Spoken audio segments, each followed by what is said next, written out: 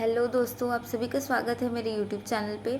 आज हम जिस बारे में मैं बात करने जा रही हूँ वो ये है कि अब आपका रिज़ल्ट आ चुका है आईबीपीएस क्लर्क का। तो अब जॉइनिंग तक का जो आपकी जर्नी रहेगी वो कैसे हो सकती है, मैं उस बारे में आपको बताने आई हूँ। जैसी मेरी जर्नी रही है जब मेरा रिज़ल्ट आया था और मेरी जॉइनिंग जब तक हुई, उसके बीच में क्या क्या चीज़ें हुई थी, कैसा क्या रहा था, वो मैं आपके साथ शेयर करना चाहती हूँ। और अभी तक भी कैसा चल रहा है। मेरे को 3.5 अराउंड 4 साल होने वाले हैं जॉब में। तो अभी तक क्या मेरी जर्नी रही है, कैसा सब कुछ कैसा रहता है, वो मैं आपके साथ शेयर करना चाहती हूँ अपना एक्सपीरियंस।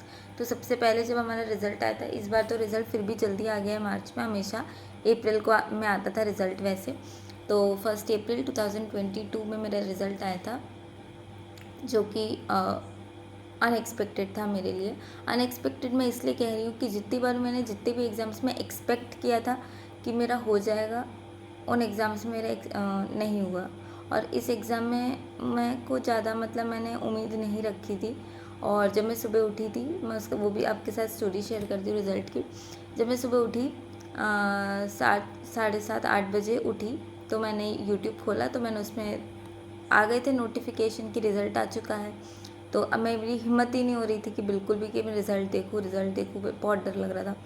तो फिर बहुत देर तक तो मैंने रिज़ल्ट देखा ही नहीं। और अलग अलग यूट्यूब चैनल्स पे जो लोग रिज़ल्ट का वो डाल रहे थे, रिज़ल्ट वाला जो चीज़ें डालते हैं यूट्यूब में अलग अलग चैनल्स, तो उसके हर अलग अलग वीडियोस में देख रही थी। उनके कमेंट सेक्शन पे जाके मैं कट ऑफ देख रही थी। लोग कट ऑफ लिखते हैं, तो ऐसे मैं कट ऑफ देख रही थी, अलग अलग कमेंट पढ़ के कि क्या कट ऑफ गया है। और उस कट ऑफ के हिसाब से मैं अपना सोच रही थी कि मैंने कितना किया था, मेरे इतने आ सकते हैं कि नहीं, ऐसे करके अराउंड में सोचती रही। 8 बज गए, 8 से 10 बज गए, 10, साढ़े 10, 11 बज गए शायद। तब जाके मेरी थोड़ी हिम्मत हुई कि मैं रिज़ल्ट खोल के देखूँ। मैं जैसे तैसे रिज़ल्ट खोल के देखा तो हमेशा नीचे लिखा रहता था थैंक यू फॉर अपियरिंग। अब इस बार जैसे ही खोला कुछ अलग दिखा, कुछ नया दिखा, कुछ बड़ा बड़ा सा कुछ कुछ तो लिखा हुआ था। तो ये मेरे को तो अलग ही लग गया कि क्या हो गया, ये अलग ही लग गया। उसके बाद तो 1 मिनट को तो मेरे को समझ ही नहीं आया कि क्या हो रहा है ये। और मुझे ये नहीं पता था कि उसमें बैंक जो है आपको जो अलॉट हुआ है वो लिख के आता है, मुझे ये आइडिया नहीं था। तो फिर ऐसे बड़ा बड़ा दिखा, फिर उसमें लिखा है कि बैंक ऑफ इंडिया अलॉट हुआ है आपको ये और वो सब बड़ी बड़ी चीज़ें, कॉन्ग्रेचुलेशन एंड ऑल।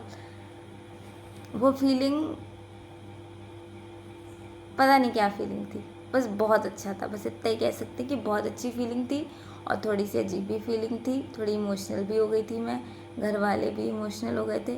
खैर घर वाले मेरे मम्मी पापा दोनों वर्किंग हैं, तो दोनों जॉब पे थे उस टाइम पर। मेरी सिस्टर जो थी वो मेरे साथ थी, तो मैंने उसको बताया था, तो वो भी खुश थी। फिर मम्मी पापा को तो कॉल पे ही पता चला था कि उनके लाइव जो भी उनके रिएक्शंस थे वो मैं देख नहीं पाई। बस उस चीज़ का मुझे बहुत वो है कि मैं उनके मतलब रिएक्शंस नहीं देख पाई लाइव, मुझे वो देखना था। वो बहुत प्रेशियस होता है वो मोमेंट, पर मैं वो देख नहीं पाई, तो उस चीज़ का थोड़ा सा है, बट बाकी ठीक है। तो वो चीज़ रहती है, ठीक है। तो ऐसे करके रिज़ल्ट आ गया।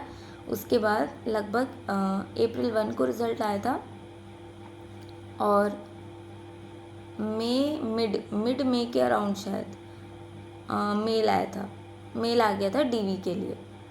नहीं नहीं, अप्रैल में रिज़ल्ट आया था और उसके कुछ दिन बाद कुछ तो ऐसा मेल आया था या नोटिफिकेशन, मतलब कुछ तो ऐसा आया था, नोटिफिकेशन आया था शायद, कि बैंक ऑफ इंडिया के साइट पे जितने भी सिलेक्टेड कैंडिडेट्स हैं उनका जोन कौन सा उनको अलॉट हुआ है उसकी लिस्ट आ गई है करके। तो बैंक ऑफ इंडिया के वेबसाइट में जाके मैंने जो है देखा कि कौन सा जोन, सारे उसमें सिलेक्टेड कैंडिडेट्स का नाम था और उनको कौन सा जोन अलॉट हुआ है वो लिखा था, ये था। उसके बाद फिर कुछ दिन बाद जो है मेल आया था, डीवी के लिए मेल आ गया था। तो उसमें सारी चीज़ें क्या लेके जानी वो सारी चीज़ें लिखी हुई थी उसमें। इसका मैंने डिटेल्ड वीडियो बना के रखा है, जो कि मैंने 3 साल पहले बनाया था जब मैं आई थी। जब मैं डॉक्यूमेंट वेरिफिकेशन करके आई थी तो मैंने तुरंत ही 1-2 दिन के अंदर वो वीडियो बना लिया था। तो मुझे सारी चीज़ें उस टाइम पर फ्रेश याद थी। तो जैसा भी मेरा एक्सपीरियंस रहा था एकदम एकदम एक एक पॉइंट मैंने बहुत डिटेल में उस वीडियो में समझाया है, तो वो जाके आप देख लेना। अगर मुझे लिंक मैं उसका नीचे डिस्क्रिप्शन में डाल दूँगी, या तो फिर आप जाके मेरे चैनल पे उसको देख लेना, ठीक है। तो वो चीज़ थी। तो डॉक्यूमेंट वेरिफिकेशन क्या गया था, मैं रफली बता देती हूँ। मोस्टली क्या क्या चीज़ें चाहिए रहती हैं। सर्टिफिकेट्स तो ऑब्वियसली सारी चीज़ें चाहिए रहती है, 10th 12th की, आधार कार्ड, पैन कार्ड। और दूसरा ये है कि अगर आपका गैप है कहीं पर भी, ग्रेजुएशन के बाद, पोस्ट ग्रेजुएशन के बाद, 12th या जैसे आपने मान लो ड्रॉप लिया है 12th और ग्रेजुएशन के बीच में, कहीं पर भी अगर आपका गैप है तो आपको गैप सर्टिफिकेट बनवाना पड़ता है, जो कि नोटरी की शॉप में बन जाता है, ठीक है। तो गैप सर्टिफिकेट बनाना रहता है, तो वो अगर आपका नहीं है तो वो बनवा लेना। कास्ट सर्टिफिकेट अगर आप एलिजिबल हैं उस चीज़ के लिए तो वो बना लेना। और कैरेक्टर सर्टिफिकेट्स चाहिए रहते हैं 3, तो वो अभी आप मत बनवाना, मैं आपको ये सजेस्ट करूँगी, क्योंकि अभी हो सकता है थोड़ा बहुत प्रोसेस चेंज हो गया हो या नहीं भी हुआ हो, तो भी अभी मत आप उसको बनवाइएगा। जब आपका मेल आता है तो उसमें सारी चीज़ें लिखी रहती हैं कि क्या कैसे करना है।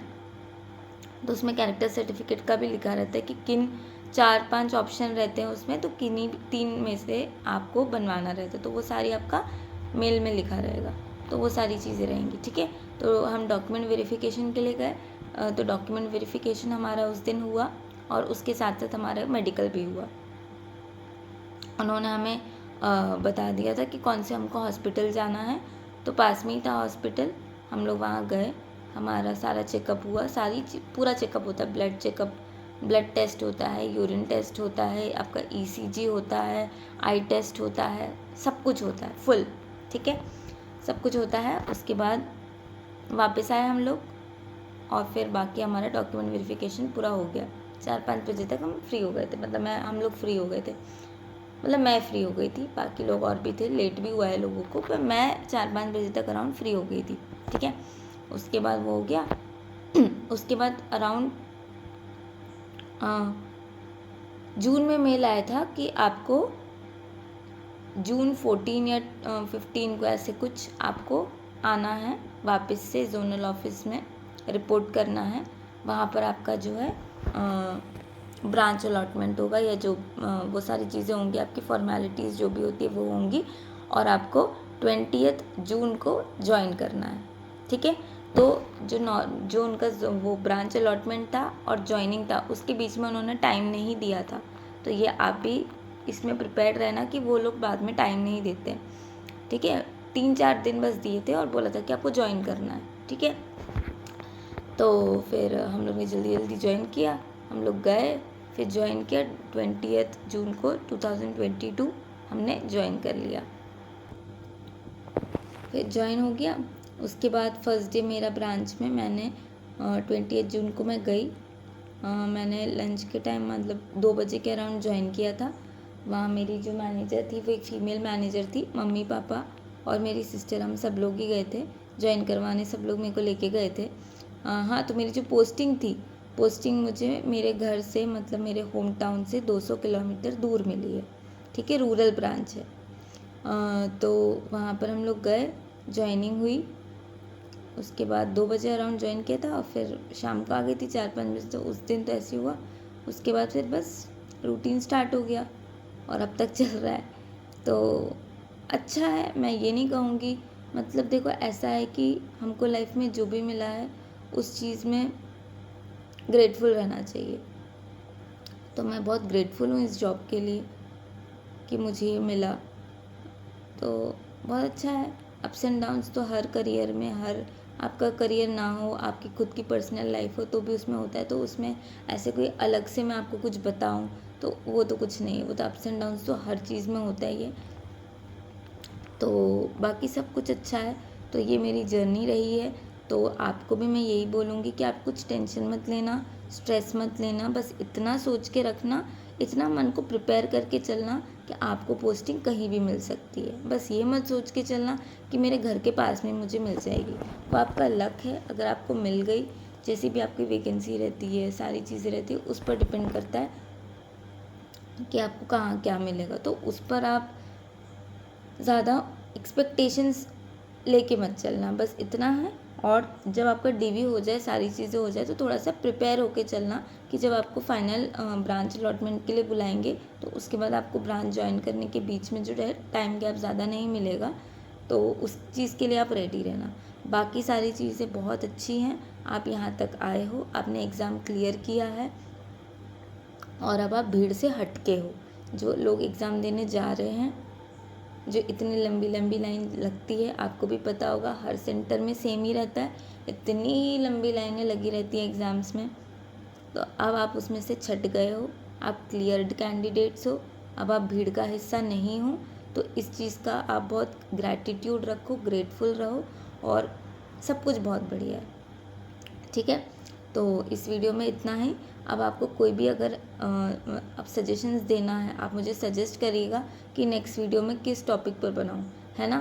तो उस चीज़ पे आप मुझे कमेंट सेक्शन पे बता देना, तो नेक्स्ट वीडियो में उस टॉपिक पे बना दूँगी। और दूसरा, प्लीज़ लाइक कर दो और सब्सक्राइब कर दो, इससे मुझे थोड़ा सा मोटिवेशन मिल जाएगा, क्योंकि वैसे ही मैं बहुत कम टाइम निकाल पाती हूँ वीडियो बनाने के लिए।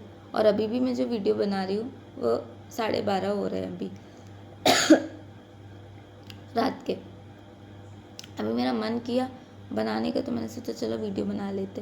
तो इस चीज़ से मुझे थोड़ा मोटिवेशन मिल जाएगा। अगर लोगों को अच्छा लगेगा, मेरे सब्सक्राइबर्स बढ़ेंगे, लाइक आएगा, व्यूज़ आएंगे, तो मुझे मोटिवेशन आएगा कि मैं चलो आपको हेल्प भी कर दूँ और वीडियो भी बना लूँगी, अच्छा भी हो जाएगा, है ना। तो कर देना भैया अगर अच्छा लग रहा है तो। ठीक है, तो चलो मिलते हैं अपने नेक्स्ट वीडियो में, तब तक के लिए बाय बाय।